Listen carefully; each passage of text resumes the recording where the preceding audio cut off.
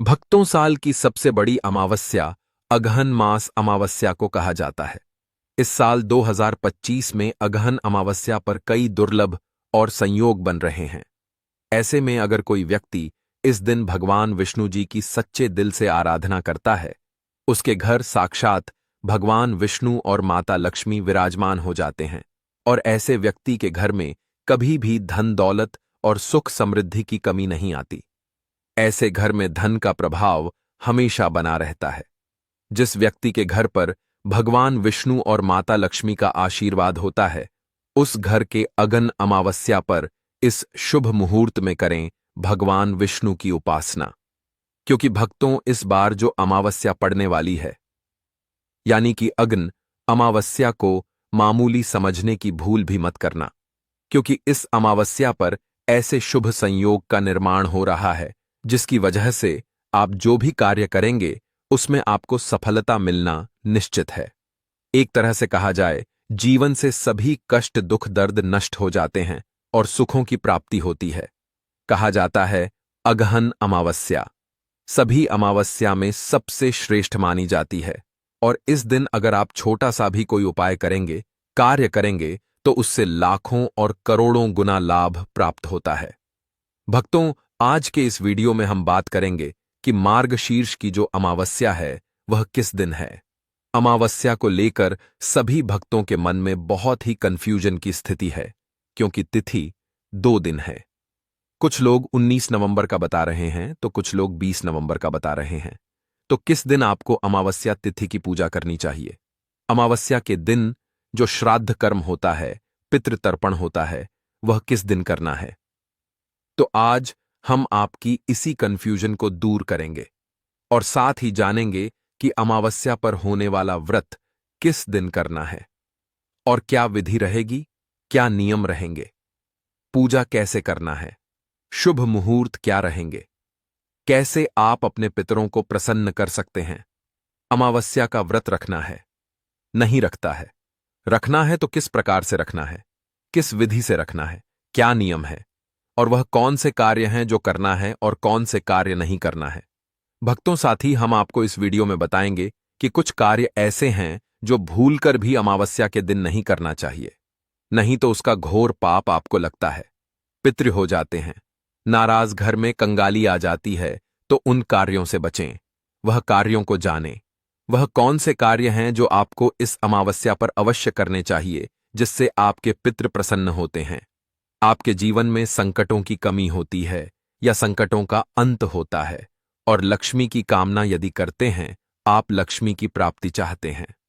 भक्तों, आगे बढ़ने से पहले अगर आप भी चाहते हैं कि लक्ष्मी माता का आशीर्वाद आप पर बना रहे, तो इस वीडियो को एक लाइक करें और आपके अपने चैनल को सब्सक्राइब कर लें और कमेंट बॉक्स में जय लक्ष्मी माता जरूर लिखें और साथ ही आप अपनी राशि को कमेंट बॉक्स में जरूर लिख दें, क्योंकि हम राशि से जुड़ा भाग्य भी बताते हैं और भाग्य में चल रही परेशानियों को तत्काल दूर करने के लिए आसान से आसान उपाय भी बताते हैं। इसलिए आप अपनी राशि कमेंट बॉक्स में जरूर लिख दें। तो चलिए भक्तों, जान लेते हैं।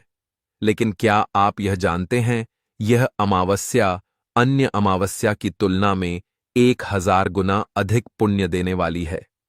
पूरे के पूरे 143 वर्षों के बाद यह अमावस्या शुभ योगी के निर्माण द्वारा लिए अगर आप इस दिन सच्ची श्रद्धा से पितृ तर्पण करेंगे, तो उससे भी आपके पितृ अधिक प्रसन्न होंगे, अधिक तृप्त होंगे अन्य अमावस्या की तुलना में। क्योंकि पूज्य गुरु जी ने अभी अभी की कथा में बताया है कि यह अमावस्या कोई मामूली अमावस्या नहीं है, बहुत ही खास और दुर्लभ होने वाली है। स्वयं भगवान वासुदेव के द्वारा कही गई बात है। तो यह संपूर्ण जानकारी आपको इस वीडियो के माध्यम से प्रदान की जाएगी कि लेकिन आपको वीडियो को पूरा ही देखना होगा, तभी आपको सही जानकारी प्राप्त होगी। तो चलिए भक्तों, जानकारी आरंभ करें। इससे पहले जान लेते हैं कि स्वयं भगवान ने क्या कहा है इस विषय में, क्यों यह अमावस्या 1000 गुना अधिक फल देने वाली है और क्या आप करें इस दिन, क्या आप ना करें। भक्तों, पूज्य गुरुजी द्वारा शास्त्र और पंचांग के आधार पर आपको बताते हैं कौन सी तिथि कब है, व्रत आदि कब करना है, क्या विधि है, क्या नियम है और क्या गलती नहीं करनी है। यदि आप सभी व्रत और त्योहारों की सही शास्त्रीय जानकारी पाते रहना चाहते हैं तो वीडियो को अंत तक जरूर देखिएगा। चलिए भक्तों, बात करते हैं आने वाली अमावस्या की।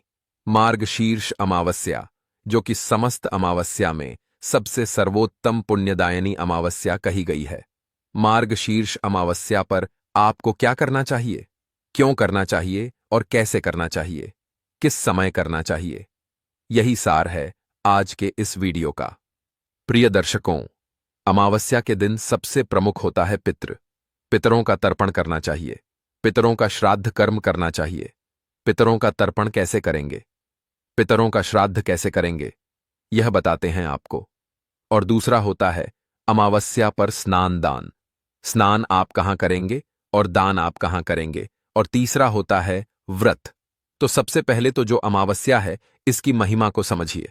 अमावस्या तिथि पर पितृ इसलिए आवश्यक है क्योंकि यह पितरों को समर्पित तिथि है। यह वह दिन होता है जब आपके जो पिता हैं वह सोकर उठे होते हैं, जागृत होते हैं, क्योंकि यह इस प्रकार से संरचना बनाई गई है कि हमारे पृथ्वी के 15 दिन वहां के एक रात्रि, हमारे पृथ्वी के अगले 15 दिन वहां का एक दिन पितरिक की बात करें। तो गुरुजी ने स्वयं कहा है कि आपके जो पितरों की जो सुबह होती है ना, दिन शुरू होता है, वह अमावस्या से शुरू होता है और पूर्णिमा तक दिन रहता है और उसके बाद पितरों की रात्रि शुरू हो जाती है। इसीलिए अमावस्या के दिन आपको पितृपूजन अवश्य को ही करना चाहिए। इस दिन जब आप पितरों की पूजा करते हैं तो आप इस प्रकार से समझिए जैसे कि आप सुबह सुबह सोकर उठे। आपके जितने भी पारिवारिक जन हैं वह आपको पूछ रहे हैं, आपसे कुछ निवेदन कर रहे हैं, आपसे प्रेम की 2 बातें कर रहे हैं, आपके लिए उत्तम उत्तम नाश्ता ले आए हैं, तो आपको कितनी प्रसन्नता होगी। इसी प्रकार से जब आपके पितृ अमावस्या के दिन सोकर उठे हैं तो आप उनका श्राद्ध कर्म करते हैं, तर्पण करते हैं। इनसे उन्हें तृप्ति होती है क्योंकि उन्हें उठते ही यह दिखता है कि उनके जो वंशज हैं, जो उनके पुत्र पौत्र आदि हैं, वह देखिए कितने प्रेम से उनको स्मरण कर रहे हैं। वह नहीं रहे फिर भी उनके लिए खाना बना रहे हैं, उनको याद कर रहे हैं, उनके लिए जल अर्पण कर रहे हैं। यह जल और यह भोजन उनको तृप्ति देता है। और जब सुबह सुबह आपके पितृ तृप्त हो जाएंगे तो फिर वह प्रसन्न रहेंगे। और समझिए कि आप भी प्रसन्न रहेंगे, क्योंकि जब पितृ प्रसन्न होते हैं तो आपको वह इतना कुछ दे जाते हैं कि आपके पास परेशान होने का कोई कारण नहीं रह जाता। पितृ कर्म अमावस्या पर हर व्यक्ति को करना चाहिए। बहुत लोग कहते हैं जी हम तो गया जी होकर कराए। आप कहीं भी कुछ भी करके आए हो, अमावस्या के दिन पितरों को तर्पण अवश्य करना चाहिए। जब आपके पितृ तृप्त होंगे, संतुष्ट होंगे, तो आपके जीवन में धन संबंधी परेशानी नहीं आएगी, नौकरी संबंधी व्यापार में परेशानी नहीं आएगी। आपके घर में जो क्लेश रहता है वह क्लेश समाप्त हो जाएगा, मानसिक परेशानियां समाप्त हो जाएंगी, सामाजिक परेशानियां समाप्त हो जाएंगी। यहां तक कि पितृदोष के कारण या पितरों की नाराजगी के कारण वंश वृद्धि भी रुक जाती है, संतान उत्पत्ति भी रुक जाती है, तो वह भी ठीक हो जाएगी। इसीलिए आपको पितरों को मनाना चाहिए। अमावस्या वह दिन है जिस दिन आप पितरों को बड़ी आसानी से मना सकते हैं। पितरों को आपने मना लिया, आपका जीवन संवर जाएगा। इस बात को समझ लीजिए और गांठ बांध लीजिए। हो सकता है आज किसी के अच्छे दिन चल रहे हो, क्योंकि बहुत लोग ये कहते हैं हम तो नहीं करते जी, लेकिन हमें तो कोई परेशानी भी नहीं है। हो सकता है पिछले जो कर्म आपके कुछ अच्छे रहे होंगे उनके कारण परेशानी नहीं है, लेकिन जैसे ही जो कर्म आपके पिछले समाप्त होंगे, उनका पुण्य समाप्त होगा, तो आपको परेशानी आएगी। इसीलिए शास्त्रों की बातों के अनुसार आपको चलना चाहिए, मानना चाहिए और पितृ आपको अवश्य ही करना चाहिए। तो अमावस्या पर बाकी कुछ करें या ना करें, पितरों को तर्पण, पितरों के निमित्त दान और पितरों का श्राद्ध अवश्य कीजिए। अमावस्या पर ही क्यों करना है, यह हमने आपको आरंभ में ही बता दिया, क्योंकि यह पितरों की सुबह की तिथि है और यही एकमात्र तिथि है जो पितरों को समर्पित है। इस दिन जो भी पितरों के लिए करते हैं बस सीधा उन्हें प्राप्त होता है, इसलिए आपको यह करना चाहिए। मार्गशीर्ष अमावस्या क्यों महत्वपूर्ण है, कैसे 1000 गुना अधिक फल देती है, इसकी चर्चा आगे करेंगे। अब जानते हैं कि आपने करना क्या है। अमावस्या के दिन कैसे पितरों को प्रसन्न करना है। सबसे पहले तो आप अपने पुण्य प्राप्त करने के लिए पवित्र स्नान कीजिए। गंगा जी में स्नान कीजिए, कल्याणकारी होता है। संगम पर स्नान कीजिए, कल्याणकारी होता है। सब लोग गंगा और संगम नहीं जा सकते, घर पर स्नान कीजिए। लेकिन जो नहाने का जल है ना, उसमें पहले बाल्टी में, खाली बाल्टी में ही थोड़ा गंगा जल डालिए, थोड़े काले तिल डालिए, फिर उसमें जल भर लीजिए और उससे आप स्नान कीजिए। यह आपके लिए कल्याणकारी होगा। मार्गशीर्ष मास चल रहा है। सूर्योदय से पहले स्नान करेंगे तो उसका अनंत कोटि पुण्य कहा गया है। अगर सूर्योदय से पहले स्नान करते हैं तो महात्म सुनिए, मार्गशीर्ष का महात्म सुनिए। इसके बाद आप अपने पितरों के लिए पितरों के निमित्त जल तर्पण और एक कर्म जो बताने जा रहे हैं उसको अवश्य कीजिएगा। स्नान आदि से निवृत्त हो जाइए। अपनी जो भी दैनिक पूजा पाठ है उसको कर लीजिए। उससे निवृत्त होकर एक लौटा लीजिए तांबे का। उसमें पहले गंगा जल भरिए, फिर शुद्ध जल भरिए। एक पत्ता कम से कम तुलसी का डालिए। काले तेल डालिए, कुशा है तो कुशा डालिए, सफेद फूल है तो वह भी डालिए। आसन लगाइए, दक्षिण दिशा की ओर मुख करके बैठ जाइए और उस लौटे को सामने रखिए। गीता के 7वें अध्याय का पठन कीजिए या श्रवण कीजिए। पढ़ सकते हैं तो पढ़िए, अन्यथा हम आपके लिए रिकॉर्ड करते हैं। गीता का 7वां अध्याय प्रत्येक अमावस्या पर उसको सुनिए। सुनने के बाद संकल्प कीजिए और उसका पुण्य आप पितरों को अर्पित कीजिए। कैसे संकल्प करेंगे? लौटे को दोनों हाथों में उठा लीजिए। भगवान नारायण से संकल्प कीजिए कि हे प्रभु, मैंने यह जो गीता का 7वां अध्याय सुना है, इसका जो भी पुण्य प्राप्त होता है वह संपूर्ण पुण्य मैं अपने पितरों को अर्पित करता हूं। यह पुण्य मेरे पितरों को प्राप्त हो और वह तृप्त हो। इस प्रकार से वह पुण्य आपने संकल्प करके अपने पितरों को अर्पित किया। अब जो जल है उसमें उससे पितरों का तर्पण करना। तर्पण कैसे करेंगे? एक दूसरा पात्र ले लीजिए, बड़ा, जिसमें आप यह जल छोड़ते हुए पितरों को तृप्त करेंगे, तर्पण करेंगे। उल्टे हाथ में वह लौटा उठा लीजिए और सीधे हाथ में जो अंगूठा और उंगली के बीच का जो क्षेत्र है न, उसे पितृतीर्थ कहते हैं। यहां से आपको जल अर्पित करना है पितरों को।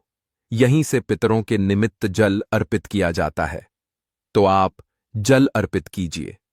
लौटे से जल को उस हाथ के द्वारा दूसरे पात्र में छोड़िए।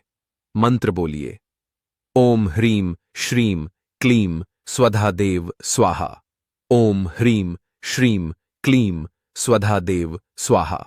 यह मंत्र रहेगा। मंत्र मैं उस वीडियो में भी बताता हूं जहां गीता का 7वां अध्याय सुनेंगे।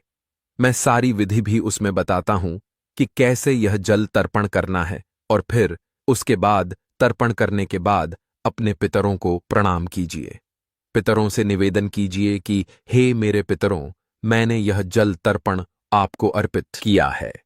मेरे जितने भी पित हैं, सर्वे पितरा, सभी पितरों को अर्पित कर सकते हैं। आप यह या किसी एक दो जो भी पित्त आपके हैं जिनको आप अर्पित करना चाहते हैं उनका नाम लेके या आपका जो रिश्ता है वह लगा के आप यह अर्पित कर सकते हैं। यह संकल्प करने के बाद, यह तर्पण करने के बाद यह जल आपने पीपल में देना है। पीपल में देना है। सबसे उत्तम समय क्या होता है? कुतुब काल का समय सबसे उत्तम होता है और वह उत्तम समय होता है 11 से सवा का। भारतवर्ष की बात कर रहा हूं मैं। अब क्योंकि सबके लिए इस समय करना संभव नहीं है, वर्किंग डे होता है तो सबको ऑफिस जाना होता है, तो आप सुबह भी करके जा सकते हैं। ऐसा नहीं कि सुबह सुबह नहीं कर सकते, सुबह भी कर सकते हैं। मैंने कहा कि उत्तम जो होता है, अधिक फलदायी, वह यह समय होता है। परंतु अगर आप सुबह भी करते हैं तो वह बहुत कल्याणकारी है। हर चीज का कुछ मुहूर्त होता है ना, तो मैं तो एक विशेष मुहूर्त बता रहा हूं कि यह समय होता है। बाकी आप सायकाल से पहले कभी भी पितृ कर सकते हैं, 3 बजे से पहले पहले तक, और यह जल आप पीपल में अर्पित करेंगे। अपने पितरों से निवेदन करेंगे, हे मेरे पितरों, इस जल को ग्रहण करो और तृप्त हो। आपके जीवन में जो भी संकट चल रहे हैं, परेशानियां चल रही हैं, उनका निवेदन उनसे अवश्य कीजिए कि मेरे जीवन के इन संकटों को दूर कीजिए। आपके पितर अवश्य तृप्त होंगे, प्रसन्न होंगे। अगर आपका पितृ कोई घोर नरक में भी हो ना, तो इस गीता के 7वें अध्याय के सुनने के जो पुण्य है ना, इससे उसको वहां भी तृप्ति होती है, इससे वह संतुष्ट होता है, और आपके जीवन में जो पितृदोष होगा, पितरों संबंधी परेशानी होगी, वह दूर होती है। इसीलिए गीता का 7वां अध्याय अवश्य सुनिएगा, क्योंकि यह गीता का 7वां अध्याय एकादशी पर, पूर्णिमा, अमावस्या, इन तिथियों पर बड़ा कल्याणकारी है। पितरों के लिए आप ऐसे ही इन 4 दिनों में कर लेंगे, बड़ा उत्तम फल होगा। 4 ना कर पाएं तो अमावस्या पर अवश्य करें। इसके अतिरिक्त आप ब्राह्मण को भोजन करा सकते हैं। घर पर बुलाकर ब्राह्मण भोजन कराइए, दान दक्षिणा देकर विदा कीजिए, या मंदिर में सीधा आदि देकर आ सकते हैं। भंडारा करा सकते हैं, जल सेवा कर सकते हैं, अन्न सेवा कर सकते हैं। यह बहुत अधिक फलदायी है। अमावस्या पर जितना करेंगे उतना कल्याणकारी होता है। सुबह का स्नान, पितृतर्पण और दान, यही कर्म है अमावस्या पर बने हुए, और इस दिन व्रत भी किया जाता है। बहुत सी माताएं बहनें इस दिन भगवान शंकर का पूजन करती हैं। बहुत सी माताएं बहनें लक्ष्मी जी का पूजन करती हैं। पूजन करने के लिए स्नान आदि से निवृत्त होकर माता लक्ष्मी या भगवान शंकर, जिनका भी पूजन करना है, उनकी तस्वीर सामने स्थापित कीजिए। हाथ में जल लेकर व्रत पूजन का संकल्प कीजिए। मन ही मन संकल्प कर सकते हैं कि हे मातेश्वरी या हे भगवान शंकर। तो बिल्कुल ध्यान से सुनिएगा। इसकी जो महिमा है, इसीलिए मार्ग